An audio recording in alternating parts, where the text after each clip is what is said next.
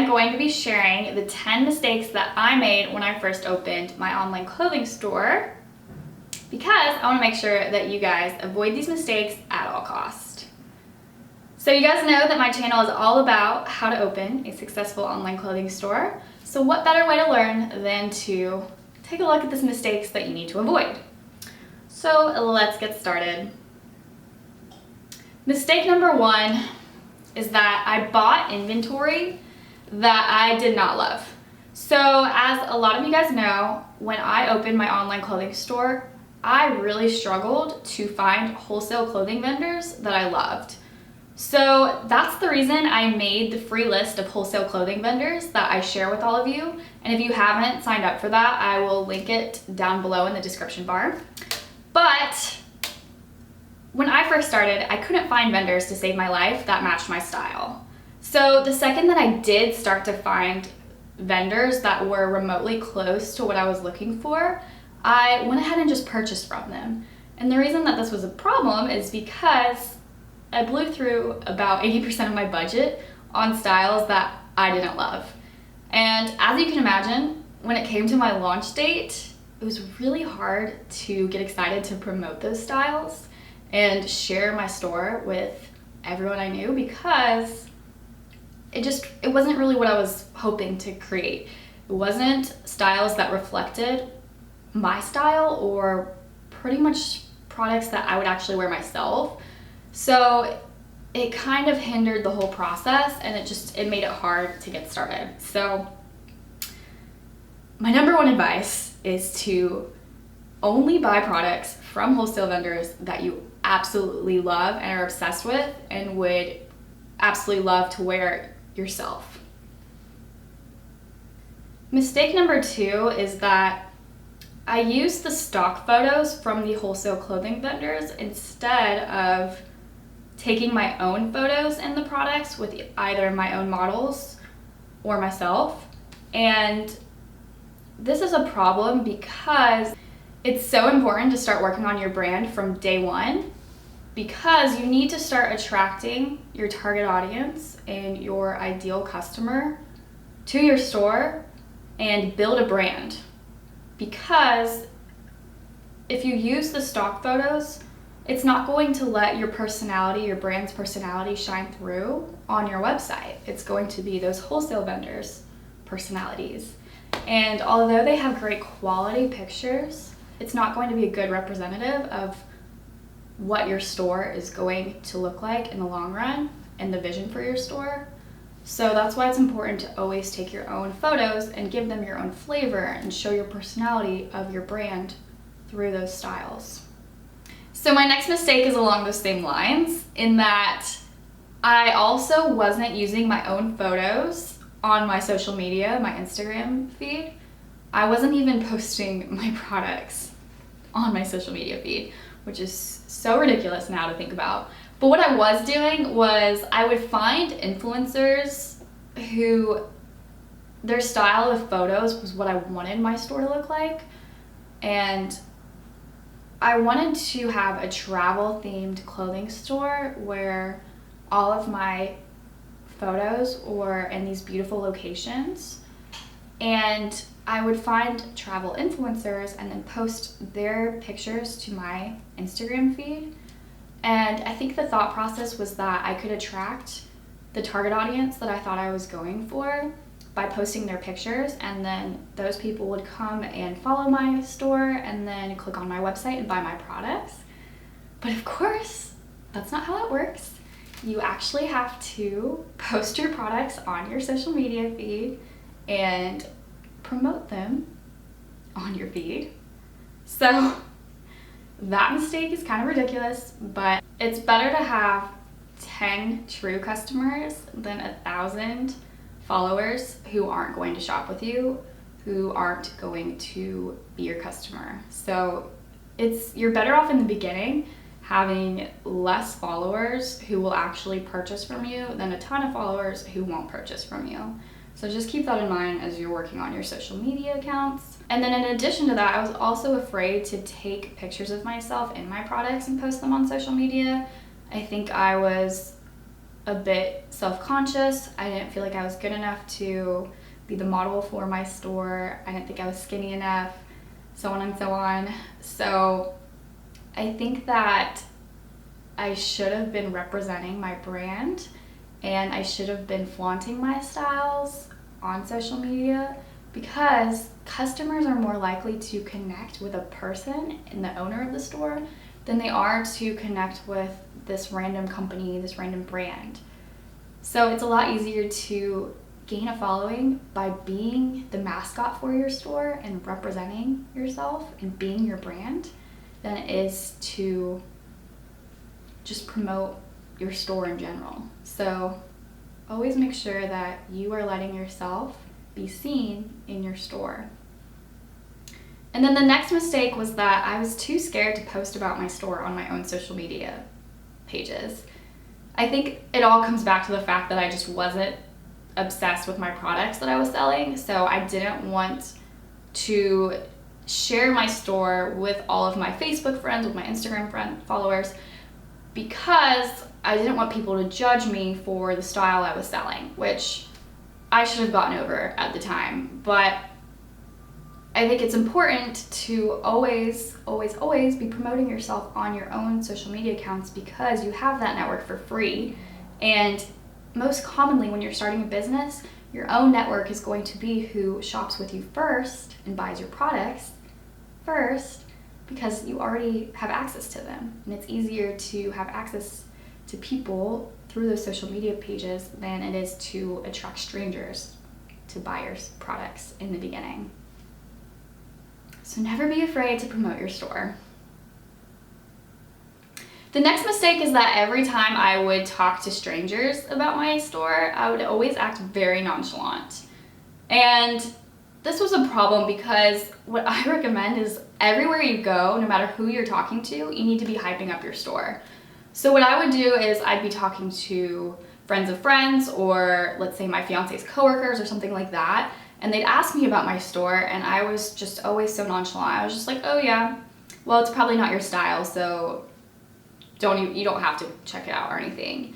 And I wasn't being an advocate for my store. I mean, it didn't matter whether it was their style or not, because they could have gone back to, let's say, their sister or their mom or their mother-in-law, their coworker, someone like that, and they could have told them, like, hey, I met this girl who owns this store, and it's the exact same style that I think you would love, so you should go check it out. So you always need to be promoting your store and fully hyping it up to everyone you meet. Make people excited to go check it out, even if it's not their style. And you can even carry around discount code cards with you and hand them out to people you meet. Just always be your store's biggest promoter, because it's your store. So the next mistake was around marketing, and that is that I did not have a fully baked marketing plan whatsoever. So the way that I thought people would find my store, as I mentioned earlier, was that they would find me on Instagram. Let's say it was through hashtags, or because I was interacting with their accounts of people who I thought would be my target customer. I thought that they would hopefully click on my Instagram page, click on my website, and buy my products. So it doesn't really work like that. What I did do well was collect email addresses and build up a decent sized email list before I launched my store. So that was a plus, that was something I did right. But that can't be the only piece of your marketing strategy. You have to come up with a full marketing plan that includes, let's say, advertisements, Pinterest, TikTok, email marketing, SEO, everything. You have to make sure that your marketing plan is not just one idea. Like, you can't just come up with one idea and expect people to find your store from that particular plan. You have to come up with a full plan that will work for you over time.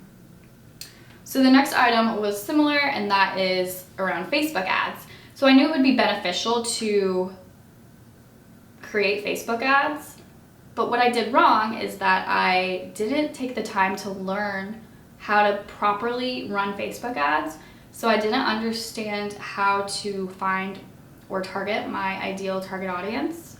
And then I definitely didn't create any retargeting ads that would target the people who had interacted with my ads originally. And I wasn't creating lookalike audiences, anything like that. So what happens is if you start running Facebook ads without learning how to properly run them, you're gonna waste a lot of money and time because you're not targeting the right people. You can't just push out your ads at random to people who you think would be in your target audience and then expect to get all of these customers. You have to take the time to learn how to run those ads, and whether that's by taking a course, hiring help, or at the very least watching YouTube videos, it's important to take the time to learn how to properly run those so you don't waste money.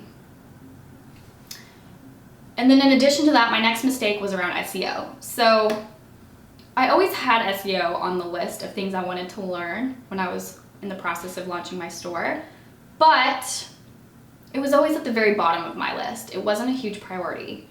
So what ended up happening is I kept putting it off, and about a year after I'd opened, I finally took the time to take a course on SEO. And by that point, I had hundreds of pages and product pages that I had to go back and optimize. And let me tell you how long it takes to go back and optimize a store you've had for a year.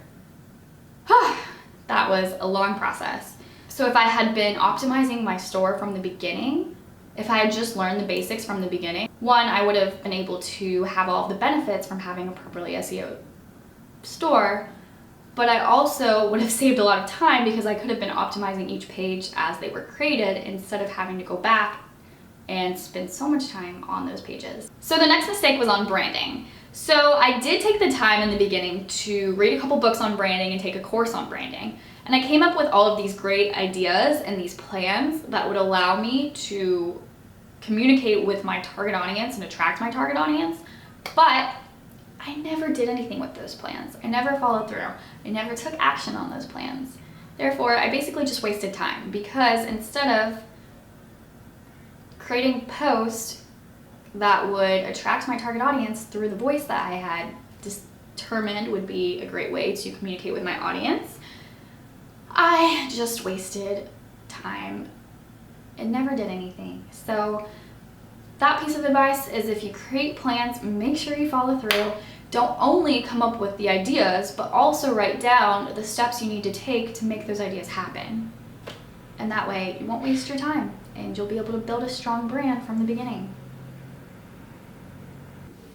The next mistake I made was around setting aside specific time to work on my store. I didn't come up with a schedule or a process to make sure I always dedicated a certain amount of time per day or week to work on my store. So this is especially important if you are doing this part-time and you have another job. So let's say you wake up every morning and you drink your coffee and then you spend the next hour working on your store and then you go to your day job. Or let's say you're done with your day job in the afternoon, in the evening, you come home, or you're already at home if you're working from home, and you eat dinner, and then after dinner you spend the next 2 hours working on your store. And then in addition to this, even if you are working on your store full time, another thing you need to think about is setting aside specific days and time to work on certain things. So an example would be, let's say on Mondays you work on marketing. Tuesdays, you take new product photos. Wednesdays, you work on your Pinterest strategy. Thursdays, you work on taking flat lays for your store. Fridays, you work on branding. Then you take Saturdays off. And then Sundays, you work on Facebook advertisements. Something like that. So of course it doesn't have to be narrowed down like that, but regardless, you need to come up with a routine and a process that allows you to be efficient with your time and make sure that you're actually spending the time to work on your store. Because if we only work on our stores when we feel like it, that day may never come, or it may come too late and you just waste a lot of time that you could be working on your store and building it up. So come up with a routine that works for you and allows you to make progress on your store. And then my last mistake is a little bit cheesy, and that's that I really just didn't believe in myself.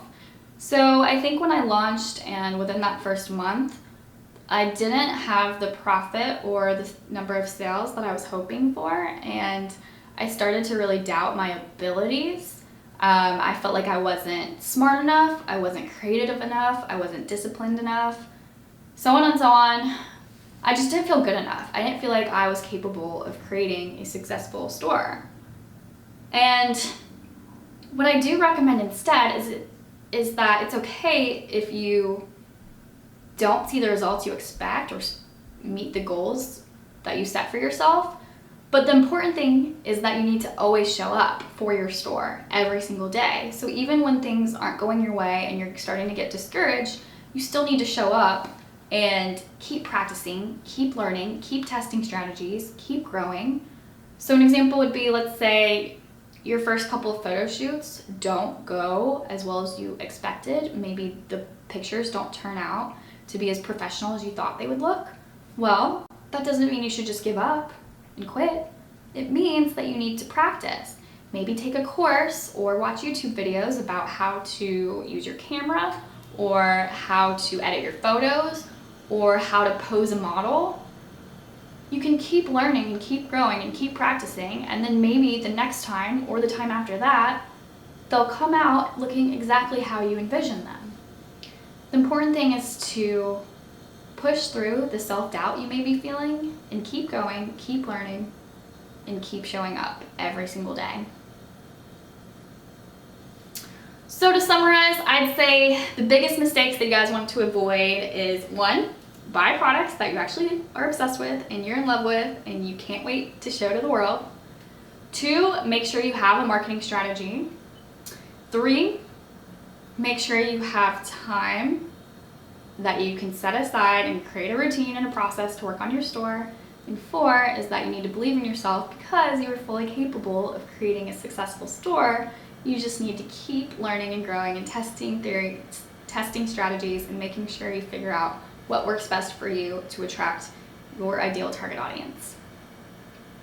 So I hope you guys enjoyed this video today. Let me know if you guys have any questions or if you want to comment and share something that stood out to you, or maybe there was a scenario where you failed and then you were able to overcome that failure and you persevered. Maybe we can help inspire other store owners to keep going and keep staying motivated, because it's okay to fail. It's okay to make mistakes when you're creating a business. It's part of the game. But the important thing is to learn from those mistakes and keep going and keep building your business to the success it was always meant to be. So if you are interested in any of our other past videos on how to open a clothing store, I will link to them down below. But make sure you subscribe so you stay up to date on all of the new videos that we're coming up with weekly. And with that, I will see you in the next video.